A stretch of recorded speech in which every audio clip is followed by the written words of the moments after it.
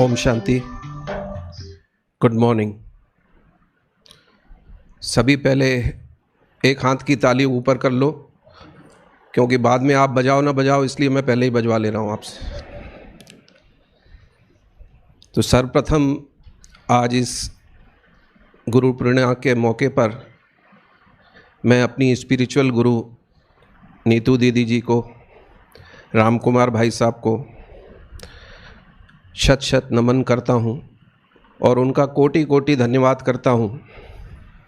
साथ ही साथ मैं अपने आप को बहुत भाग्यशाली समझता हूँ कि मुझे ऐसे बड़ी विभूतियों के द्वारा इस ज्ञान मार्ग में आने का सुअवसर मिला। जहाँ तक कि अनुभवों का सवाल है, तो इस मंच से मैंने काफ़ी बार सारांश में आपको ये अनुभव शेयर किए हैं, लेकिन आज इन अनुभवों को सुनाने का एक विशेष महत्व है। मेरे दो अनुभव हैं, एक ज्ञान में आने के पहले और एक ज्ञान के आने के बाद। और अगर दोनों अनुभवों को मैं एक शीर्षक के माध्यम से संबोधित करूं, तो उसका शॉर्ट फॉर्म होगा SSSB, SSSB। इसका फुल फॉर्म है सुप्रीम सर्जन शिव बाबा। क्योंकि दोनों अनुभव जो है वो हेल्थ से रिलेटेड है। एक मेरी बिटिया के हेल्थ से रिलेटेड है और एक मेरी स्वयं की हेल्थ से रिलेटेड है। तो पहला अनुभव जो मेरी बेटी से रिलेटेड है, आज 21 जुलाई 2014 का वो अनुभव है और आज भी 21 जुलाई है। तो उस अनुभव को आज पूरे अगर मैं बोलूँ उसकी 10वीं वर्षगांठ है। ये बात 2014 की 20 जुलाई की है।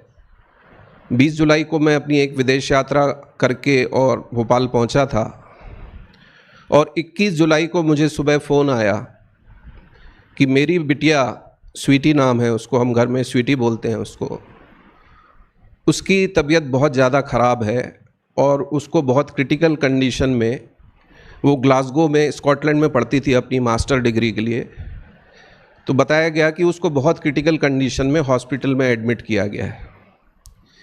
स्वाभाविक है, ये सुन के मैं और मेरी युगल बहुत घबरा गए और हमें सूझ नहीं रहा था हम क्या करें।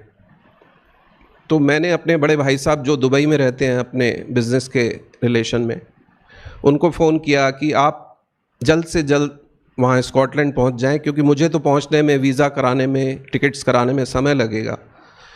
तो वो तुरंत दुबई से स्कॉटलैंड पहुँच गए और वहाँ पहुँचने के पश्चात उन्होंने मुझे फ़ोन किया दूसरे दिन और बोला कि तुम जल्द से जल्द यहाँ आ जाओ, अपनी फैमिली को भी लेते आओ, लेकिन बहुत ज़्यादा आशा लेके मत आना, क्योंकि उसकी तबीयत बहुत क्रिटिकल कंडीशन में है।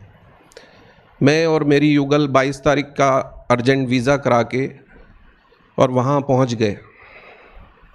वहाँ पहुँचने के बाद हमें पता चला कि हमारी बिटिया जो है वो 4 दिन से वेंटिलेटर पे है। हम देख के वो स्थिति बहुत घबरा गए और वहाँ 2 दिन रहने के पश्चात हमें head of the surgery department के डॉक्टर ने बुलाया और उसने ये बोला कि जितने भी अवेलेबल एंटीबायोटिक्स हैं वो हम सभी आपकी बच्ची पे यूज़ कर चुके हैं, लेकिन उसका कोई भी पॉजिटिव रिस्पांस नहीं है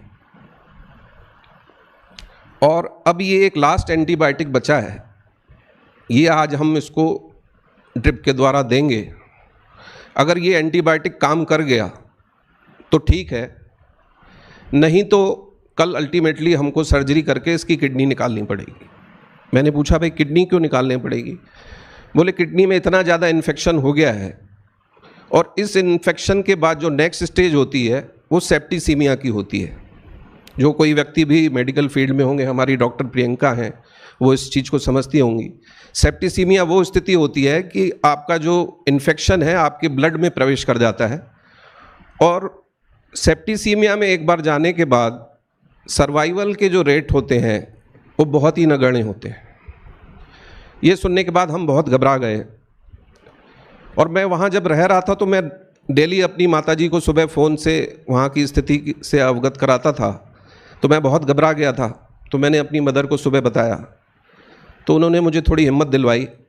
उन्होंने बोला कि मैं नीतू दीदी से बात करती हूँ और उनको बोलती हूँ तो वो बिटिया को सकाश देंगे, वो आपके लिए प्रेयर, आपकी बिटिया के लिए प्रेयर करेंगे। नीतू दीदी जी ने यहाँ से फ़ोन मधुबन के थ्रू लंदन फ़ोन करवाया। मुझे आज तक याद है कि वहाँ लंदन में जयंती दीदी थी। जयंती दीदी ने अपने फ़ोन के माध्यम से वहाँ की दीदी जो लोकल दीदी थी स्कॉटलैंड में ग्लासगो में, वहाँ फ़ोन किया कि भाई ऐसे ऐसे एक हमारे मेरी माताजी जो थी नीतू दीदी के साथ 25 वर्षों से जुड़ी हुई थी, तो उनकी पोती है और आप उसके लिए वहाँ पे ब्लेसिंग्स भिजवाइए। और मुझे उनका फ़ोन नंबर और एड्रेस दे दिया। जैसे ही मुझे वो एड्रेस मिला और फ़ोन नंबर मिला, तो वैसे मैं एड्रेस ढूंढने में बहुत कच्चा हूँ, लेकिन मुझे अचानक ऐसे प्रतीत हो रहा था कि कोई ना कोई शक्ति मुझे वहाँ अपनी ओर बुला रही है। और विदेश में किसी का एड्रेस ढूंढना, उस वक्त इतना गूगल वगैरह पॉपुलर नहीं था, फिर भी मैं वो एड्रेस ढूंढ के वहाँ दीदी के पास पहुँच गया। तो वहाँ रोज़ दीदी थी, मुझे नाम आज तक याद है। उन्होंने मुझे काफ़ी ब्लेसिंग्स दी और बोले आप टेंशन नहीं करो, शिव बाबा जो है वो सब अच्छा करेगा। और उन्होंने मुझे एक छोटा सा शिव बाबा का शिवलिंग का स्टैचू दिया और बोला कि इस स्टैचू को आप बिटिया के बेड के पास रखवा देना और हम कल 2 दीदियों को भी भेजेंगे, वो भी आपको, आपकी बिटिया को आके ब्लेसिंग्स और सकाश देंगे। मैंने जिस दिन वो शिवलिंग का स्टैचू बिटिया के पास में रखा, जो डॉक्टर एक दिन पहले किडनी निकालने की बात कर रहा था, तो वो बोलते हैं ना कि आपका अगर सुप्रीम सर्जन शिव बाबा आपके साथ है तो फिर चमत्कार तो होना ही होना है। वो शिवलिंग जिस दिन रखा, दूसरे दिन मेरी बिटिया का वेंटिलेटर हट गया, दूसरे दिन। और जो उसकी केयर टेकर थी, लकीली वो उस दिन छुट्टी पे थी, वो एक दिन पहले बिटिया की स्थिति देख के गई थी। दूसरे दिन जब वो छुट्टी से लौट के आई और उसने बिटिया की कंडीशन देखी तो वो हतप्रद रह गई। उसको विश्वास नहीं हो रहा था कि कल जो बिटिया इतनी बुरी कंडीशन में थी, आज वो वेंटिलेटर से कैसे हट गई। दूसरे दिन दीदियाँ आईं, दीदियानों ने ब्लेसिंग्स दी। मैंने जाके रोज़ दीदी को ये स्थिति से अवगत कराया कि मेरी बिटिया वेंटिलेटर से हट गई। तो वो काफ़ी एजेड दीदी थी, लेकिन वो उठ के वहाँ पे डांस करने लगी। उन्होंने बोला कि ये तो बहुत बड़ा चमत्कार है और मेरी ब्लेसिंग्स आपके साथ हैं। वो दिन था, मेरी बेटी का जो रिकवरी ग्राफ था वो एक बार भी नीचे नहीं आया, एक बार भी नीचे नहीं आया। धीरे धीरे उसकी प्रोग्रेस होती गई। हम करीब करीब वहाँ 22 दिन रुके और मेरी युगल, मैं और मेरे कज़न थे, हमने बहुत सेवा करी। मैं जब वहाँ रोज़ दीदी के आश्रम में गया था तब इंग्लिश में सॉन्ग चलता था जो हम यहाँ हिंदी में सुनते हैं, ओम शांति ओम शांति ओम शांति ओम। मैं 22 दिन तक डेली लंच डिनर नाश्ता बिटिया के लेके जाता था। बहुत चढ़ाई वाला रास्ता था, लेकिन सारा समय यही सॉन्ग गाते गाते ऊपर जाता था और उसकी सेवा करता था। लेकिन मेरी बेटी का भी विल पावर इतना तगड़ा था कि जब वो वेंटिलेटर पे भी थी, जब भी मैं उसको बोलता था कि बेटा बहुत हिम्मत वाली है ना, बेटा का हिम्मत वाला बेटा है ना, तो वो वेंटिलेटर होने के बाद भी अपने मूवमेंट्स के द्वारा हमेशा मुझे रिस्पॉन्ड करती थी। तो कहने का मतलब ये है कि अगर सबसे बड़ा सुप्रीम सर्जन आपके साथ है तो फिर जो नीचे वाले सर्जन किडनी निकालने की बात कर रहे थे ना, वो कुछ भी नहीं है उसके आगे।